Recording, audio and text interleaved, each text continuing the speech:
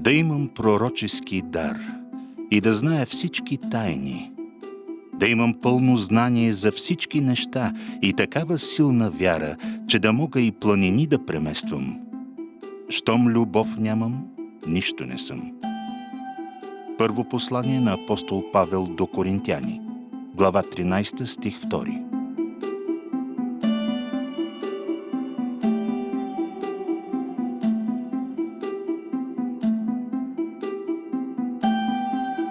Истината за света и космоса трябва да се търси в старите свещени книги. Ванга. В началото Бог сътвори небето, духовния свят, и земята, физическия свят. От Библията, книга Битие, глава 1, стих 1. Бъдещото описание на природата трябва да обхваща равноправно физиката и психиката. Волфганг Паули. Аз не говоря. Тука Бог говори. Това е Божий глас, световен глас. Ванга. В Бога не вярвате, а искате да ви помага. Без вяра при мен да не идвате, защото не аз, Бог ви помага. Ванга. Само когато научно дефинираме какво точно представлява съзнанието, само тогава можем да разберем казаното от Ванга, казаното от Айнщайн и кое от написаното в Библията е вярно и кое не е вярно. Генадий Григоров. Пред фактите и боговете мълчат, а сатаната, дяволът, ги отрича. Всеки има право да каже каквото си иска, но задължително трябва да го докаже. Генадий Григоров.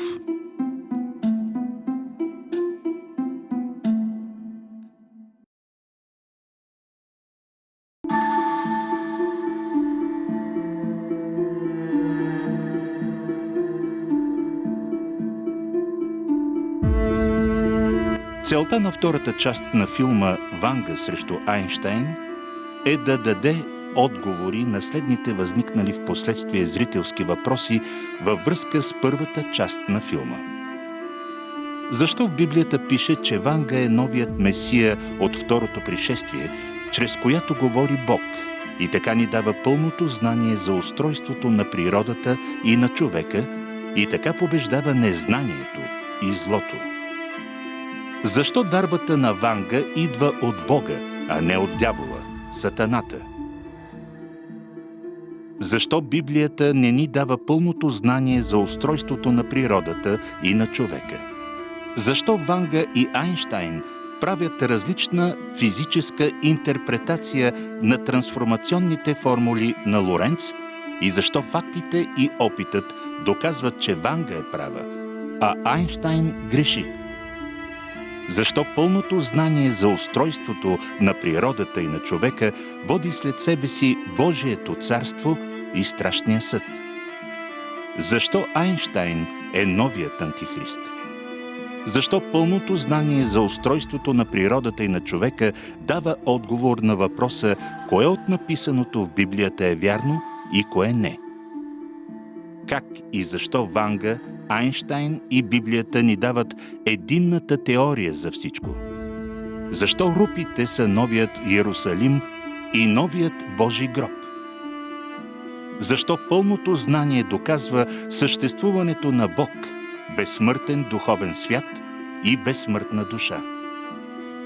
Едно пророчество гласи: руса жена ще спаси България и света от незнанието, невежеството и злото. Защо тази руса жена е Ванга? Как Ванга и на теория и опитно доказва съществуването на Бог, на безсмъртен духовен свят и на безсмъртна душа? Защо Айнщайн е едновременно гениален учен и гениален глупак?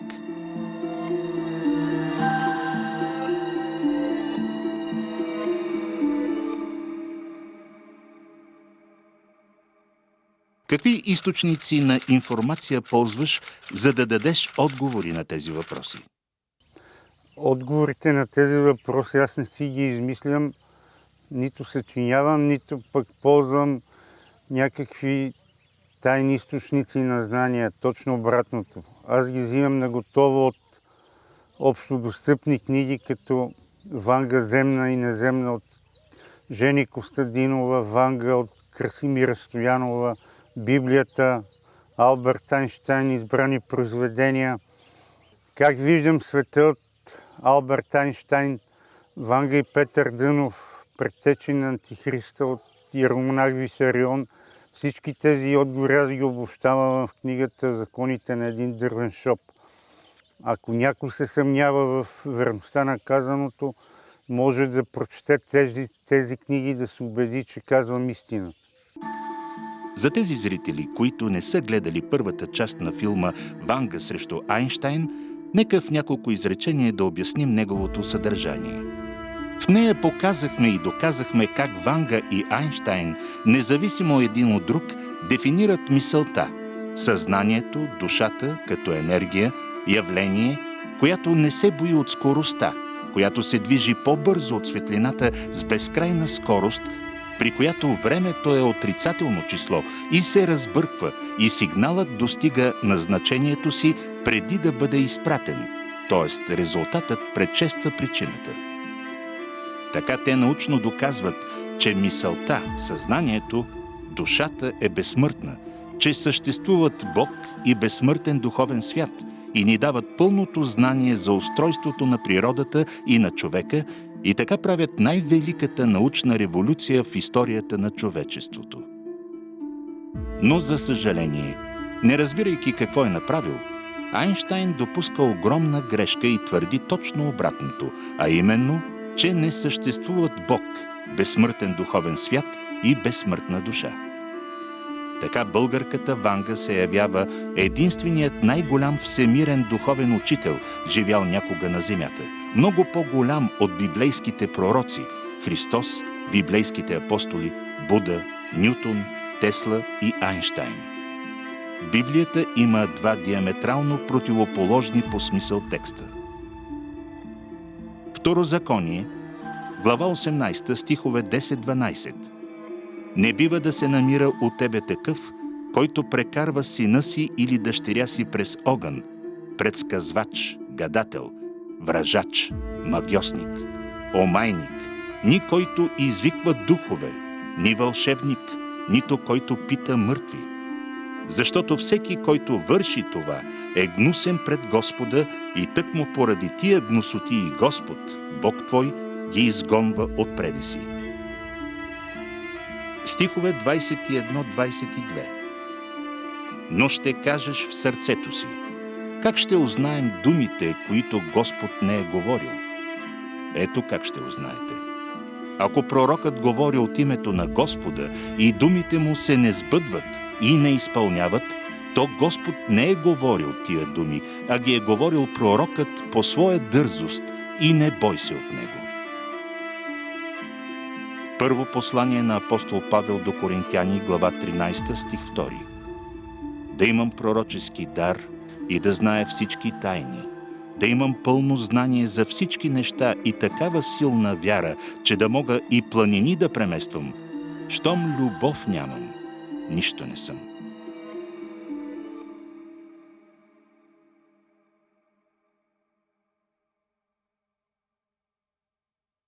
Защо, позовавайки се на първия текст, Българската православна църква и някои вярващи християни твърдят, че дарбата на Ванга идва не от Бога, а от дявола, сатаната? Сега възниква следния основателен въпрос. Как така дарбата на най-великия всемирен учител Ванга идва от сатаната, а не от Бога? Може да се предположи, че Ванга и Айнщайн са описани в книгата на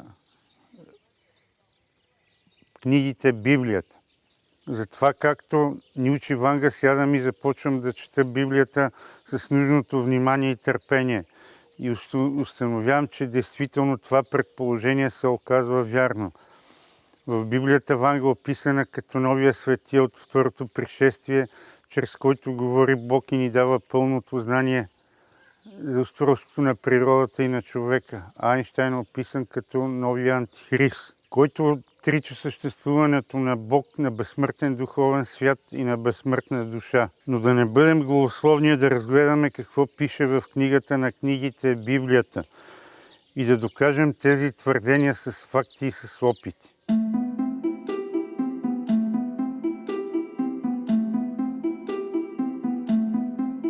И рече му: аз съм Бог на баща ти, Бог Аврамов, Бог Исааков и Бог Яковов. Мойсей закри лицето си, защото се боеше да погледне към Бога. Изход, глава 3, стих 6. От този библейски текст и от много други става ясно, че Библията не е обикновена книга, написана от човек.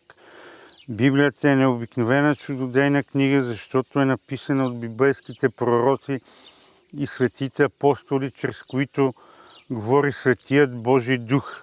Библията е Божие дело. Сега да разгледаме следните библейски текстове.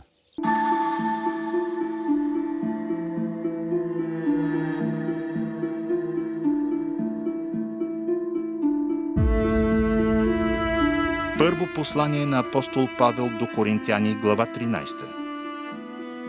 Да имам пророчески дар и да знае всички тайни, да имам пълно знание за всички неща и такава силна вяра, че да мога и планини да премествам, щом любов нямам, нищо не съм. Защото донейде знаем и донейде пророчествуваме. Но кога дойде съвършеното знание, тогава това донейде ще изчезне. Сега виждаме смътно, като през огледало, а тогава лице с лице.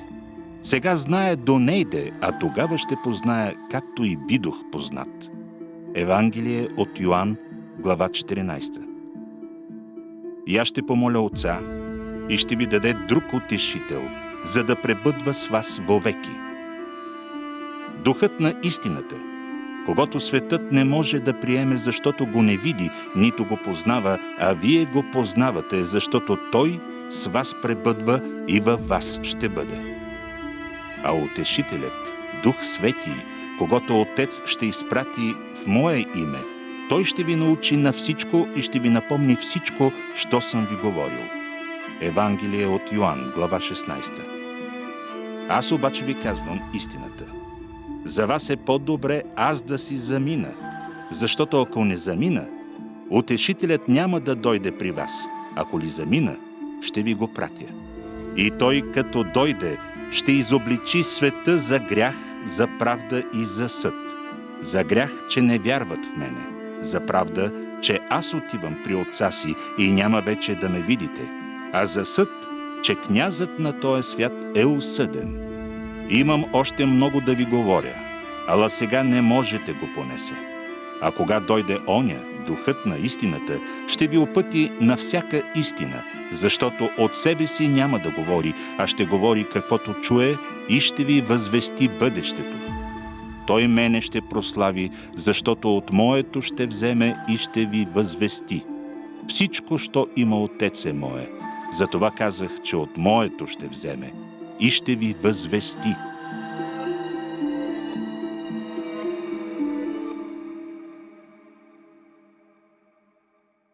От тези редове следва, че говорейки чрез библейските пророци, Исус Христос и светите апостоли, Бог не ни е дал пълното знание за устройството на природата и на човека, защото тогава хората не са можели да го понесат, т.е. разберат. Но при второто пришествие Бог, говорейки чрез новия Месия, ще ни даде пълното знание за устройството на природата и на човека и така ще победи злото и ще дойдат Божието царство и страшният съд. Какво знание за устройството на природата и на човека ни дава Бог чрез Библията и защо това знание не е пълно? От научна гледна точка, кое от написаното в Библията е вярно и кое не? Библията пише: в началото Бог сътвори небето, духовния свят и земята, физическия свят. Бог създаде човека по свой образ и подобие. Бог сътвори човека от кал и му вдъхна душа. Христос възкръсна, значи има възкресение. Има непорочно зачатие. Това е основното знание, което ни дава Библията. Защо това знание е непълно? Защото Бог не дава отговори на следните въпроси. Какво точно представлява мисълта, съзнанието, душата? С каква скорост се движи мисълта, по-бързо или по-бавно от светлината? Безсмъртна ли е мисълта, съзнанието, душата? И ако да, защо? Защо съществуват Бог и безсмъртен духовен свят? Новият Месия от второто пришествие, за да ни даде пълното знание, трябва да отговори на тези 4 въпроса. Кой е новият Месия? Както знаем от първата част на филма Ванга срещу Айнщайн, точно Ванга и Айнщайн са хората, които ни дават отговори на тези въпроси и пълното знание за устройството на природата и на човек. Следователно, един от двамата трябва да е новият Месия от второто пришествие. Кой е той? Нека сега отново да повторим как Ванга и Айнщайн дефинират мисълта, съзнанието, душата. Защо Ванга и Айнщайн правят различна физическа интерпретация на трансформационните формули на Лоренц и защо фактите и опитът доказват, че Ванга е права, а Айнщайн греши.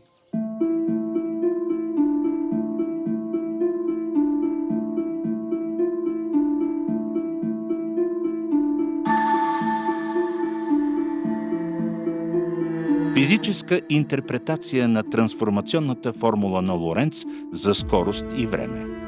На страница 72 от книгата Алберт Айнщайн избрани произведения, Айнщайн казва, цитирам: с други думи, ако наблюдаваме един часовник от отправна система, спрямо която той е в равномерно движение със скорост v, ще установим, че той се движи пъти по-бавно от също такъв часовник, намиращ се в покой относно системата.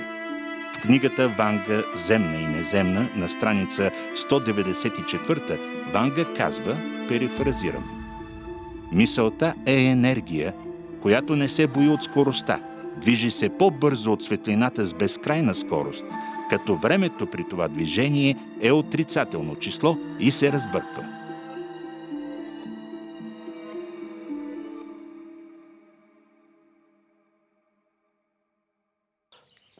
На основата на физическата интерпретация на трансформационните формули на Лоренц, Айнщайн прави следния мислен експеримент, който е написан в неговата книга Алберт Айнщайн избрани произведения. В какво се състои този мислен експеримент? Дадени са 2 точки – точка А и точка Б. В точка А е поставен часовник номер 1, който отчита настоящото време. В точка Б са поставени 3 часовника. Часовник номер 2, който отчита миналото време, часовник номер 3, който отчита бъдещото време и часовник номер 4, който отчита настоящото време. Също така в точка А се намира човекът Геннади, изграден от 2 сигнала. Сигнал 1 и сигнал 2. Сигнал 1 – това е физическото тяло на Геннади. Той е видим. Сигнал 2 – това е мисълта, съзнанието, душата на Геннади. Той е невидим. За по-ясна и нагледна представа приемаме, че сигнал 2, мисловният образ на физическото тяло, се играе от ето този човек и тази фигура. Сигнал 1. Физическото тяло притежава способността да се движи в пространството със скорост, по-малка от тази на светлината, като времето при това движение винаги е положително число. Той не може да се движи по-бързо от светлината и във времето. Сигнал 2. Мисълта притежава способността да изпраща сигнали, мисловни образи на физическите тела, които се движат по-бързо от светлината с безкрайна скорост, както в пространството, така и във времето, и при тях времето винаги е отрицателно число и се разбърква. Сега Геннади се намира в точка А и прави следното. Тръгва и отива в точка Б. Часът е 11:30 минути. Престоява в точка Б 20 секунди и се връща в точка А. Сега, когато сигнал 1, физическото тяло, се намира в точка А, мислено си представя, че изпраща сигнал 2, мисловния образ на физическото тяло, и той се намира в точка Б, в миналото, в 11 часа и 30 минути. При това положение часовник номер 2, който показва миналото, отчита 10:30 часа в миналото. При тази представа за миналото, сигнал 2 достига на значението си в миналото, след като е изпратен, т.е. резултатът следва след причината.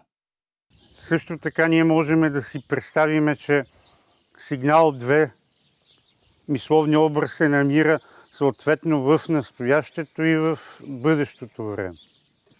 Същото казва и Ванга. Тя казва, че мисълта е енергия, която не се бои от скоростта и при която времето е отрицателно число и се разбърква и се движи по-бързо от светлината. От този опит може да се направи следното заключение, че сигнал 1, физическото тяло, може да се движи само в настоящето. Той не може да се движи в миналото и в бъдещето. А мисловният образ на физическото тяло може да се движи едновременно както в пространството, така и в времето. Ние може да си представим сега, че мисловният образ се намира в точка Б, едновременно в точка А, или да си представим, че се намира на Слънцето или на Луната, т.е. то се намира навсякъде и по всяко време. Тази представа е възможна, по думите на Айнщайн, само ако имаме явление, което се движи по-бързо от светлината. До тук Айнщайн прави гениално обяснение и дефиниция на мисълта, като казва, че мисълта е явление, което се движи по-бързо от светлината с безкрайна скорост, като времето при това движение е отрицателно число и се разбърква и сигнала достига на значението си преди да бъде изпратен или след като бъде изпратен. Същото казва и Ванга. Фактически от научна гледна точка Айнщайн извършва по-трудната работа, давайки ни една такава гениална дефиниция за съзнанието и за мисълта. Но сега кой знае по какви причини идва неговата най-голяма грешка. Той казва, че такъв сигнал, който да достига на значението си преди да бъде изпратен и който се движи по-бързо от светлината, не съществува. Това означава, че нито аз, нито който да е било, не може да си представи къде се намира мисловния образ на физическото тяло. Тук не говорим за ясновидски способности, а говорим за най-обикновени мисловни представи, които има всеки един човек. Очевидно Айнщайн греши, а Ванга е права, когато казва, че съществува това явление, което се движи по-бързо от светлината и това явление е мисълта. Ако сигнал 2, мисълта се движи по-бавно от светлината, скоростта е ограничена до 300 000 км в секунда. Времето е положително число и тя не може да си представя минало и бъдеще. Ако сигнал 2, мисълта се движи със скоростта на светлината, времето е равно на 0, но скоростта е отново ограничена и тя пак няма да може да си представя минало и бъдеще. Само ако сигнал 2, мисълта се движи по-бързо от светлината с неограничена безкрайна скорост и времето е отрицателно число, само тогава мисълта може да се движи и в пространството, и във времето и да си представя минало и бъдеще. Както казахме, човек се състои от два сигнала – физическо тяло и духовно тяло, мисловен образ на физическото тяло. Първата част на филма снимахме преди 2 години. От тогава до сега ние сме остарели с 2 години. Какво става с мисловния образ сигнал 2, при който времето е отрицателно число? Би трябвало той да не старее. Да си представим сега следната хипотеза. Ако времето при физическото тяло беше отрицателно число, това означава, че за тия 2 години, от 2018 до 2020, ние няма да остарееме а ще се подмладиме с 2 години. И така се връщаме във времето. Очевидно това не е възможно. Какво става с сигнал 2 мисловния образ, съзнанието, за тези 2 години? Тъй като времето при него е отрицателно число, то не би трябвало да старее, а да е безсмъртно. И след като умре физическото тяло, сигнал 2, мисловния образ, напуска физическото тяло и отива в един безсмъртен свят, където продължава своето съществуване. Това е един много важен извод от теорията на относителността, който Айнщайн не е разбрал.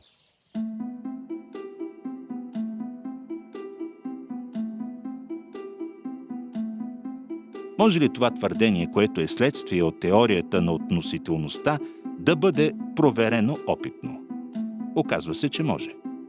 Тези от нас, които са се срещали лично с светицата Ванга и тези, които са гледали документалните филми «Феномен 1976», тъй рече Ванга, Вангя, много добре знаят, че Ванга с лекота влизаше в контакт и с лекота разговаряше с душите на умрелите и с Бога. Това е без съмнение дар от Бога. Следователно, щом мисълта, съзнанието, душата е безсмъртна, съществуват безсмъртен духовен свят и един универсален безсмъртен Бог.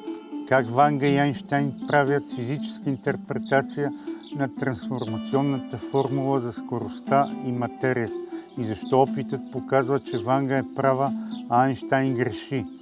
Айнщайн казва на страница 71 в книгата «Избрани произведения», цитирам: От тук личи, че кинематичната конфигурация на тяло, което е в равномерно праволинейно движение относно дадена отправна система, зависи от скоростта v на движение.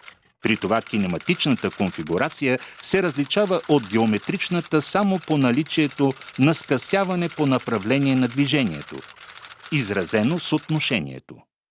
Относително движение на двете отправни системи със скорост v, по-голяма от скоростта на светлината във вакуум, е несъвместимо с приетите тук принципи. Преведено на обикновен език, това гласи така: вследствие на скоростта, материалните тела стават еластични. С увеличаване на скоростта те се скъсяват и стават по-тежки, но никога не могат да достигнат скоростта на светлината. С намаляване на скоростта, материалните тела увеличават дължината си. В покой те са най-дълги. Тежката и инертна маса са еквивалентни. При скоростта на светлината масата става безкрайна. А ето какво казва неуката и необразована Ванга. Материята не издържа на скорост. Саморазрушава се вследствие на високата скорост, като достига скоростта на светлината и започва да излъчва светлина. Кой е прав? Ванга или Айнщайн? Може много лесно да се провери със следните два опита. Айнщайн казва така, перифразирам: физическите тела в покой имат една дължина.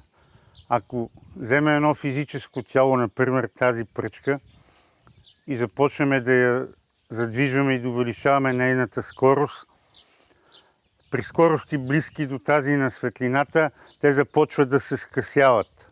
Ако ние започнем да намаляваме скоростта на физическото тяло, то започва да възвръща първоначалната си форма и в покой отново достига максималната си дължина.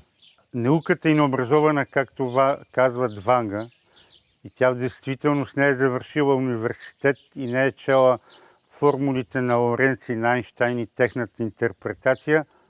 Очевидно, черпейки знания от духовния свят, казва следното: материята не издържа на скорост, тя се само разрушава, като достига скоростта на светлината и започва да излъчва светлина. Така Айнщайн казва, че материалните тела стават еластични, скъсяват се и се удължават. Ванга казва, че това не е възможно, че телата се саморазрушават, като достигат скоростта на светлината. Взимаме две восъчни свещи. Те са в покой. Според Айнщайн, ако започнем да увеличаваме скоростта на едната свещ при скорости близки до тази на светлината, тя ще започне да се скъсява, но никога няма да се самозапали. Да започне да излъчва светлина. Намалявайки скоростта на свещта, тя ще започне да се удължава и в покой ще достигне първоначалната си дължина. Според Ванга, с увеличаване на скоростта, свещта ще се самозапали, ще започне да гори, да излъчва светлина, да се топи и да се саморазрушава. Ако започнем да намаляваме скоростта на свещта, дори в покой тя ще продължи да гори и да се топи и никога няма да възвърне първоначалната си форма. Не е нужно да увеличаваме скоростта на свещта. Взимаме една запалка. Според Айнщайн, свеща не може да бъде запалена да гори, да излъчва светлина и да се топи. Според Ванга, свеща ще се запали, ще започне да гори, да излъчва светлина и да се топи. С помощта на запалката запалваме едната свещ и установяваме, че тя започва да гори, да излъчва светлина и да се топи, саморазрушава се и се скъсява. След като изгасим свеща, тя не може да възвърне първоначалната си форма. Следователно, опитът доказва, че Ванга е права, а Айнщайн греши. Да вземем сега една алуминиева пръчка, тел, и започваме да я нагряваме с газова горелка. Вследствие на загряването, тя започва да излъчва светлина и да се топи и да се саморазрушава. Има ли противоречие между теорията и опита? Айнщайн казва, че при скоростта на светлината масата на материалните тела става безкрайна. Очевидно няма никакво противоречие между опита и теорията, защото масата на горящата свещ, която включва обема на физическото тяло на свещта и обемът, който обхваща излъчената светлина от горящата свещ, е безкрайно по-голям от обема на негорящата, неизлъчваща светлина свещ. Например, вземаме две свещи, които са дълги по 20 см, след което запалваме едната свещ. Светлината се движи с 300 000 км в секунда и за 10 секунди ще измине 3 милиона километра, а за 20 секунди 6 милиона километра. Следователно обемът на горящата свещ, включващ свещта плюс разстоянието, до което е достигнала светлината, е равен на 6 милиона километра и продължава да се увеличава с всяка измината секунда и става безкраен в сравнение с обема на негорящата свещ, която е дълга 20 см. Този опит има и друго много важно значение, защото той показва възможно ли е контакт с извънземни като материални тела чрез летателни апарати. Очевидно, че такъв контакт не е възможно, понеже при скорости, близки до скоростта на светлината, материалното тяло се само разрушава и не е възможно дадена космическа ракета или летяща чиния, след като се само разруши, да дойде до Земята и да възвърне първоначалната си форма и ние да видим и да направим контакт с извънземни като материални тела. Обратно, ако има разумен живот в Вселената или ние, ако имахме възможност да душата ни да се отделя от тялото, бихме отишли с безкрайна скорост до дадена планета, да видим каква технология има там, какво е нивото на развитие на тези извънземни. След това душата се връща в тялото и знае какво и какъв живот и на какво развитие е дадена цивилизация. Точно тази способност притежаваше Леля Ванга. Тя можеше да види какво е развитието на далечните цивилизации и да влезне в контакт с извънземни, но този контакт става по духовен път, а не като материални тела.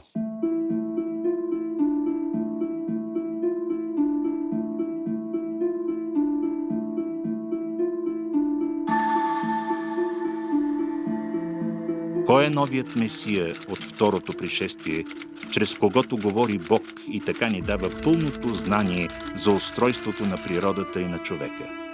Хората, които ни дават пълно знание за устройството на природата и на човека, са двама и това са Ванга и Айнщайн. Те правят това, като дефинират какво точно представлява съзнанието и правят физическа интерпретация на трансформационните формули на Лоренц. Кой е новият месия? Ванга или Айнщайн? Дефинирайки съзнанието и душата, мисълта като явление, което се движи по-бързо от светлината и при което времето е отрицателно число, Айнщайн доказва, че душата е безсмъртна и че съществуват Бог и безсмъртен духовен свят. Така той ни дава пълното знание. Но не разбирайки какво е направил, Айнщайн казва точно обратното, че не съществуват Бог, безсмъртен духовен свят и безсмъртна душа.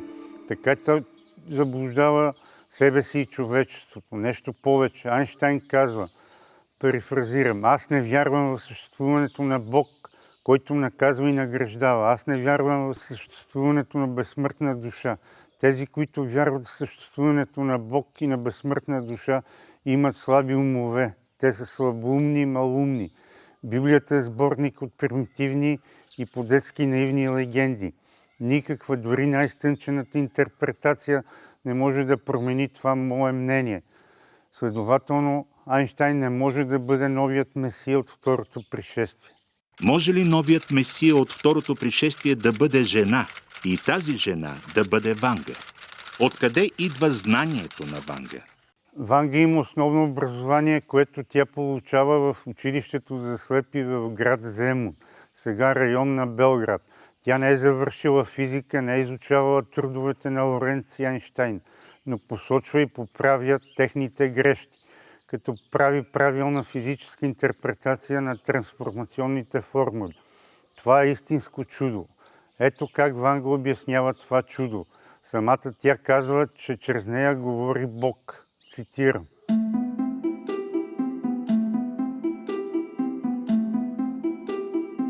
Аз не говоря. Тук Бог говори. Това е Божий глас, световен глас. Ванга. В Бога не вярвате, а искате да ви помага. Без вяра при мен да не идвате, защото не аз, Бог ви помага. Ванга. Възможно ли е в Библията Ванга да е описана като жената, новия месия от второто пришествие, който ни дава пълното знание за устройството на природата и на човека? Оказва се, че е възможно, защото в книгата Откровение, Апокалипсис от Ян Богослов, глава 12, Ванга е описана изключително ясно и точно. Яви се на небето голяма поличба. Жена облечена в слънце, под нозете й месечината, на главата й венец от 12 звезди.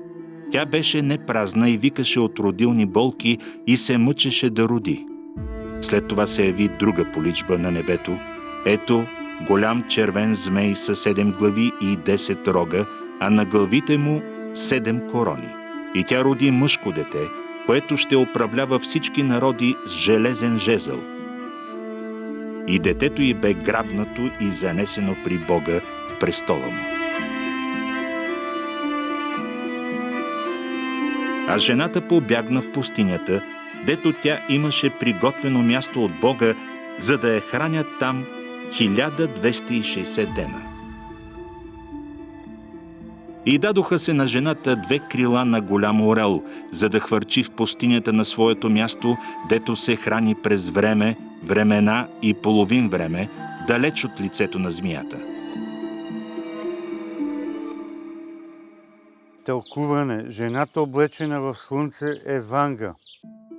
Тя, жената Ванга, беше непразна с пълното знание за устройството на природата и на човека, което искаше да даде роди на хората. Големият червен змей, това е октомврийската революция и създаденият от нея безбожен атеистичен комунистически режим. Тя, жената Ванга, ни даде роди пълното знание, мъжко дете, за устройството на природата и на човека, и което пълно знание ще управлява всички народи с железни закони, железен жезъл от пълното знание. А жената Ванга побягна в рупите пустинята, дето тя имаше приготвена малка къща, приготвено място от Бога, за да я хранят и да й помагат, защото тя беше сляпа и не виждаше. И дадоха се на жената Ванга ясновидски способности, 2 крила на голям орел, за да предсказва чрез Светия Божий дух в рупите, мястото, където живееше и се хранеше, и да помага на хората. Очевидно Свети Йоан Богослов е бил много голям ясновидец, защото изключително ясно, точно и подробно ни описва рупите, пустинята, Ванга, жената, октомврийската революция, червеният змей и пълното знание, мъжкото дете с железния жезъл, сякаш е живял през това време и е бил очевидец на описваните събития, а в действителност времето, което го дели от описаните събития, е 2000 години. Защо рупите са новият Йерусалим и новият Божий гроб? В Йерусалим е умрял и погребан Исус Христос. В Йерусалим умря и е погребан Исус Христос. Самият Христос казва, че новият Месия ще ни даде пълното знание. В рупите живя и е погребана светицата Ванга. Ние по безспорен начин доказахме, че в Библията пише, че Ванга е новият Месия от второто пришествие, чрез когото говори Бог и така ни дава пълното знание за устройството на природата и на човека. Следователно Ванга ни дава повече от Исус Христос и стои по-високо от Него. Затова рупите са новият Йерусалим и новият Божий гроб. Как и защо Ванга, Айнщайн и Библията ни дават единната теория за всичко? През 1905 г. Айнщайн публикува специална теория на относителността, а през 1916 г. създава обща теория на относителността. От 1916 г. до смъртта си през 1955 г. той се опитва, но неуспешно, да създаде единна теория на полето или така наречената теория за всичко. Така наречената теория за всичко е много прост. Написана е в Библията и е дефинирана от Ванга последния гениален начин. В началото Бог, най-висшият разум, създаде небето, духовният свят и земята, физическият свят. Духовният свят не се бие от скоростта, движи се по-бързо от светлината и времето при това движение отрицателно число и се разбърква. Физическият свят, материята не издържа на скорост, само разрушава се, като достига скоростта на светлината. Защо пълното знание за устройството на природата и на човека дава отговор на въпроса кое от написаното в Библията е вярно и кое не? Пълното знание за устройството на природата и на човека, което ни дава Ванга, доказва верността на казаното в Библията, че в началото Бог създал небето, духовният свят и земята, физическия свят. Душата е безсмъртна. Пълното знание научно доказва, че не е възможно умряло физическо тяло на човек да възкръсне. Също така не е възможно непорочно зачатие. След като душата не умира, значи има прераждане. Защо пълното знание за устройството на природата и на човека води след себе си Божието царство и страшният съд? Пълното знание за устройството на природата и на човека, което ни дава Ванга, научно доказва съществуването на един единствен универсален Бог, безсмъртен духовен свят и безсмъртна душа. Сега никой атеист, безбожник не може да отрече съществуването на Бог, който царува и на небето, и на земята. Сега всички религии трябва да признаят съществуването на един универсален Бог. Сега никой не може да отрече съществуването на страшния съд, при който Бог наказва и награждава живите и умрелите в зависимост от делата им.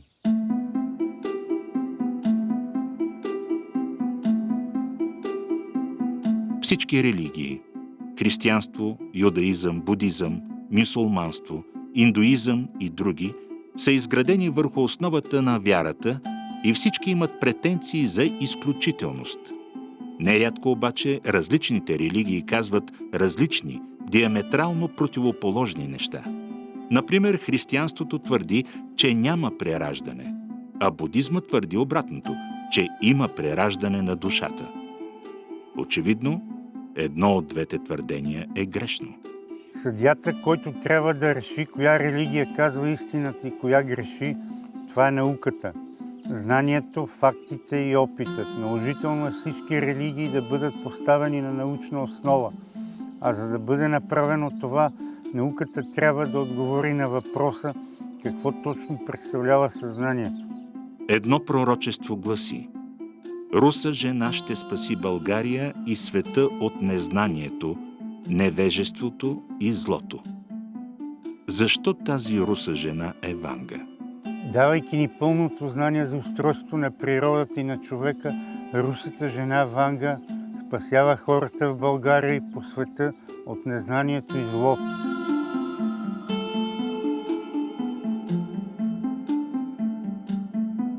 Защо книгата Петър Дънов и Ванга, пророци и предшественици на Антихриста от иеромонах Висарион е най-големият срам и позор за Българската православна църква? Тази книга е срам и позор за Българската православна църква и богохулство, защото Ванга е новият Месия от второто пришествие и чрез нея говори Светия Божий Дух.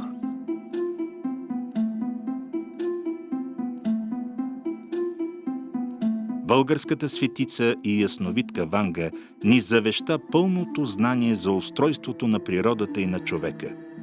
Това е огромна чест и признание за нас, българите. Но същевременно това е огромен товар и задължение, защото това знание трябва да бъде предадено от нас на всички хора. Как би реагирала Ванга на това, което казваме във филма, ако беше жива? Би ли го одобрила или би се разсърдила и не се скарала? Очевидно Ванга би одобрила филма и това, което казваме. Няма да се сърди, а много ще се зарадва и ще ни подкрепи. Нещо повече, ако ние не направим този филм, тя би се разсърдила и не би ни простила. Нито на този, нито на онзи свят. Със сигурност и в момента духът на Ванга ни гледа и много се радва на това, което правим.